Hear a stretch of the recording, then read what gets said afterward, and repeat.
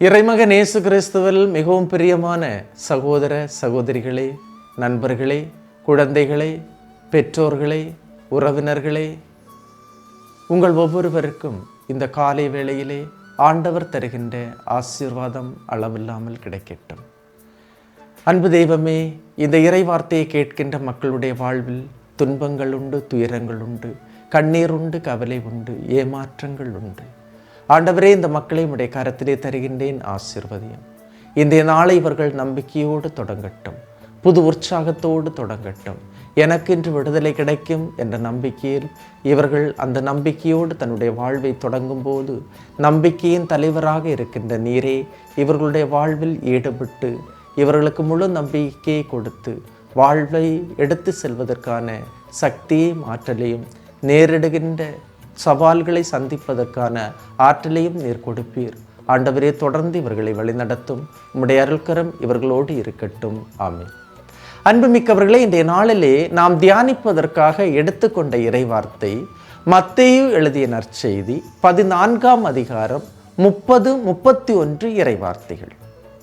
அப்பொழுது பெருங்காற்று வீசியதை கண்டு அஞ்சி அவர் மூழ்கும் போது, ஆண்டவரே என்னை காப்பாற்றும் என்று கத்தினார். பெருங்காற்று வீசியதை கண்டு அஞ்சி பேதுரு மூழ்கும் போது, மூழ்குகின்றார், தண்ணீரில் மூழ்கின்றார். பேதுரு மூழ்கி கொண்டிருக்கின்றார். குடும்ப பிரச்சனையில் மூழ்குகின்றவர்கள் உண்டு. இன்று கடனில் மூழ்குகின்றவர்கள் உண்டு.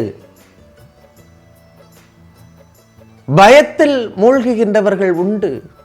அமைதி இல்லாமையால் மூழ்குகின்றவர்கள் உண்டு. பிள்ளைகளை நினைத்து நினைத்து மூழ்குகின்றவர்கள் உண்டு. வியாபார தோல்வியில் மூழ்குகின்றவர்களும் உண்டு. மூழ்கும் போது கத்தினார் என்று இறைவார்த்தை சொல்லுகின்றது. கழுத்தை தாண்டி தண்ணீர் வந்தபோது பேதுரு கத்தினார், கதறினார், அழுதார்.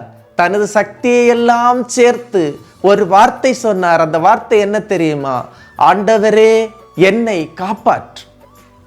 என்னால் என்னை காப்பாற்ற முடியாது. எனக்கு ஒரு உதவிக்கரம் தேவைப்படுகிறது. அந்த உதவிக்கரம் தண்ணீரிலும் என்னை தூக்கி காப்பாற்றுகின்ற கடவுளின் கரம், ஆழமான நீர்ச்சுழியிலும் என்னை காப்பாற்றுகின்ற கரம். அந்த கரம் உதவிக்கு வந்ததா என்று கேட்டால் இறைவார்த்தை 31 சொல்லுகின்றது, இயேசு உடனே தம் கையை நீட்டி அவரை பிடித்து தூக்கினார் என்று சொல்லப்படுகிறது.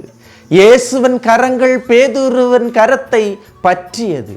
இயேசுவை நோக்கி உயர்த்திய கரத்தை இயேசு பற்றி பிடித்தார். எனது திராணிக்கு மேலாக, எனது கெப்பாசிட்டிக்கு மேலாக கடவுள் என்னை சோதிக்க மாட்டார். எந்த உதவியும் இல்லாத நேரத்தில், அனைத்து உதவிகளும் அற்றுப்போன நேரத்தில் இயேசுவின் உதவி எனக்கு வரும். அவர் எனது கரத்தை பற்றி அஞ்சாதே, நீ திடனாய் இரு என்று சொல்லுவார். நம்பிக்கை குன்றியவனே, ஏன் ஐயம் கொண்டாய் என்று இயேசு சொல்லுகின்றார். பேதுருவை பார்த்து சொல்லுகின்ற வார்த்தை தான் இது. நம்பிக்கை குன்றியவனே, ஏன் ஐயம் கொண்டாய்? அன்புமிக்கவர்களே, ஒன்று தெரியுமா? சந்தேகம் இருக்கும் இடத்தில் நாம் மூழ்கி போவோம். நம்பிக்கை இருக்கின்ற இடத்தில் நாம் மிதந்து வருவோம். நம்பிக்கை தண்ணீரிலும் பாதை அமைக்கும், தண்ணீரும் கட்டாந்தரையாக்கி நடக்கச் செய்யும். இயேசு தண்ணீரில் நடந்தார் என்றால் இயேசுவை பின்பற்றுகின்ற நானும் தண்ணீரில் நடப்பேன். இறை வார்த்தையை சுமக்கின்ற நீ தண்ணீரில் மூழ்கி போக மாட்டாய். இறை வார்த்தை சுமக்கின்ற உன்னை கடவுள் சுமப்பார். இறை வார்த்தை சுமக்கும். இன்று நாம் நம்பிக்கை வைப்போமா? ஐயமில்லாத நம்பிக்கை, சந்தேகமில்லாத நம்பிக்கை.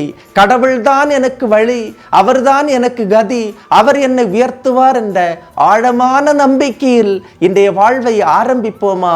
ஆண்டவர் உங்களை ஆசீர்வதிப்பார். உங்களுடைய நம்பிக்கையே உங்களை காப்பாற்றும். எல்லாம் வல்ல இறைவன், தந்தை, மகன், தூய ஆவியார் உங்களையும் உங்கள் குடும்பத்தையும் நிறைவாய் ஆசீர்வதிப்பாராக. ஆமேன். இயேசுவுக்கே புகழ், இயேசுவுக்கே நன்றி. மரியே வாழ்க.